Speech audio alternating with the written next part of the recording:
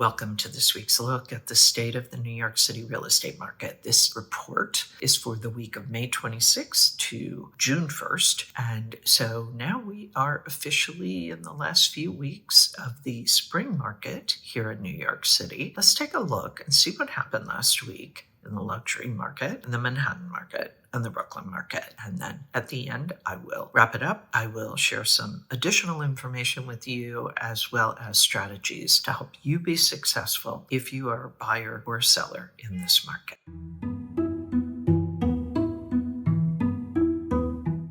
There were 29 contracts signed in the luxury market last week. That is actually 26 fewer than the previous week. The number one contract was a mansion townhouse at 9-11 West 54th Street. It was asking just under $50 million. It was reduced from $63 million when it was listed in April of 2023. This is a 5-story, 50-foot wide house. It has 24,449 square feet, including 11 bedrooms and 10 bathrooms. It was built sometime between 1896 and 1898, and it was designed by architect Stanford White's firm McKim, Mead & White. This is a neo-Georgian house, and it features grand staircases, baronial-sized rooms, 12 fireplaces, and a parlor floor with almost 14-foot ceilings. This house once served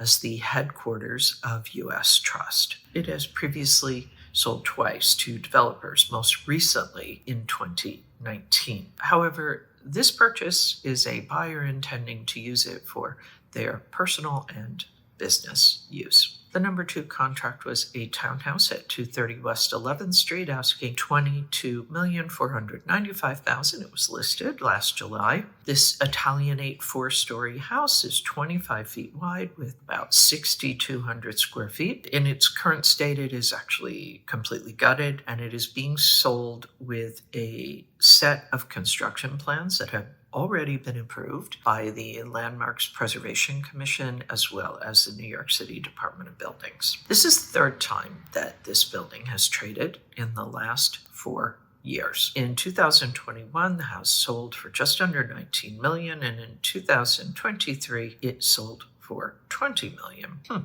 Wonder why it keeps selling. This house has been very curious to me, so we'll see if this owner decides to proceed with the build-out of this house. It is in an incredible location. Actually, the two properties, the number one and the number two properties this week, are really quite impressive. So we will keep an eye on those properties and see what the new owners are going to do with them. The total weekly asking price sales volume, $288,480,000. The average asking price, $9,947,586. Median asking price, $7,250,000. Average discount from original ask to last asking price, 12%. And the average days on the market, 443. So while there was a pretty big drop in the number of contracts in the luxury market from the previous week to this week, 29 contracts is not terrible. The luxury market has been outperforming every other sector of our market, so it will be interesting to see if it continues and for how long it continues, meaning how far into the summer. Typically, our spring market goes through about mid-June, but maybe this year it'll go a little longer. We'll see. Let's take a look now. What's going on in Manhattan? And then we'll talk about Brooklyn, and then I will wrap it up and share some additional information with you and give you my strategies for success.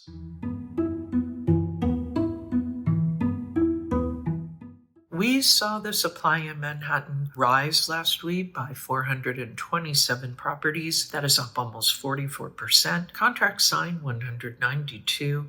That is down almost 25%. And the off-market properties rose, and 177 properties came off the market last week. That's about a 45% change. The supply for the month, 1,628. That is down almost 26%. Contracts signed 987. That's down almost 10%. Off-market properties, 579 for the month. That rose a little over 20%. This market pulse reading is definitely down from 1.3% from last month and down 1.4% from last year. Take a look at this chart. We have been used to seeing this in a kind of neutral place between the sellers and the buyers, and we are seeing that this is now falling and has kind of really landed in the buyer's market territory. Say more about what that means and why that is happening, but for now, let's take a look at the liquidity pace chart. 987 properties have been signed into contract over the last 30 days. That is down 6.3% from last month, although it is up about 2.7% from last year. We're in this kind of neutral liquidity. It looks like it's just slightly above, but for all intents and purposes, it really remains in a neutral place. I'll get into some additional information about the Manhattan market, explain a little bit more about what's causing this fall in the balance of the market. But for now, let's take a look at what's going on in Brooklyn. If you have any questions, as always, please post them below.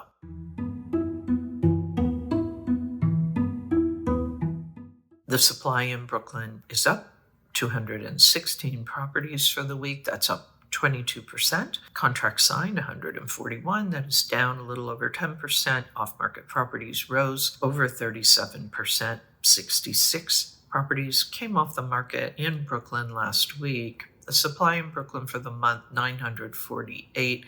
That is down a little over 15%. Contract signed 622, down a little over 2%. And off-market properties also fell, but less than 1%.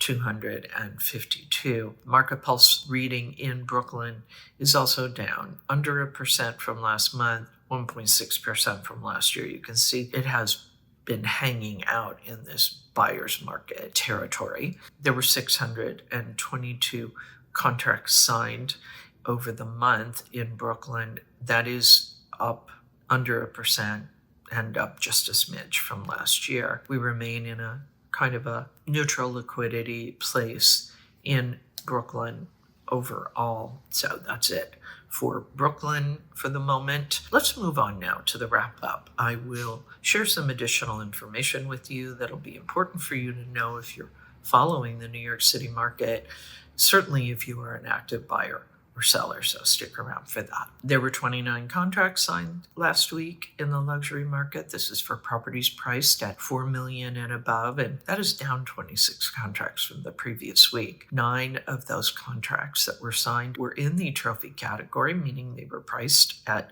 $10 million and above. 13 were condos, 7 were co-ops, 1 was a condo, and 8 were townhouses, 17 were uptown, and 12 were downtown. If we look at the Manhattan and Brooklyn markets in terms of the overall conditions of each, what we're seeing is that in both Manhattan and Brooklyn, the supply does continue to rise while the contract activity, while not terrible, is somewhat flatter than the inventory. We only have a few weeks left of the spring market, and so there's probably a good chance that this trend will continue unless we suddenly see some big surge in contract activity. It may mean that we just kind of finish this out in a, let's call it a bit of a lackluster way. If we look more specifically at Manhattan and Brooklyn, if we look at the supply, 7,435 properties are available in Manhattan, 3,584 are available in Brooklyn. Pending sales in Manhattan, 3,398, in Brooklyn, 2,157. Off-market properties, 3,263, Brooklyn 1,678. Average days on the market in Manhattan 69, and in Brooklyn 50. As I said, in the liquidity pace, that 30-day moving window of contracts signed in Manhattan 987, in Brooklyn 622. As always in this section, I always share some additional information with you. The mortgage rates effectively are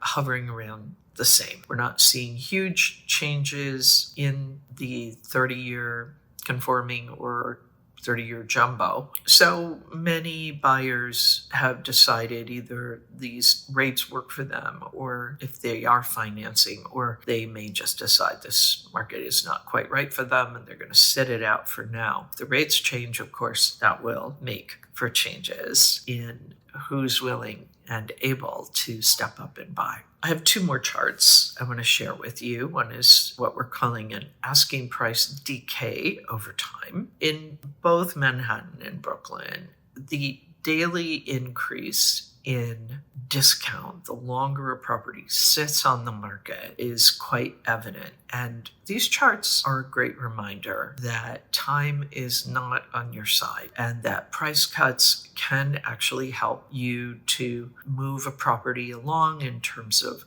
getting offers, certainly increase traffic. And it's not too late if you have your property on the market now and we are seeing that we have a few weeks left in the year. The buyers are definitely out there. They're just waiting to see something that looks compelling to them. It looks like a reasonably good value for today's market. For comparison, these charts are showing you the best year so far, 2015, and the worst year, 2009. So you can kind of see where we sit within all of that. So to kind of recap all of this, so we're in these last few weeks of the spring season, and we're beginning to see that while the supply remains on track, seasonally speaking, we are seeing that the contract activity is somewhat lower than that.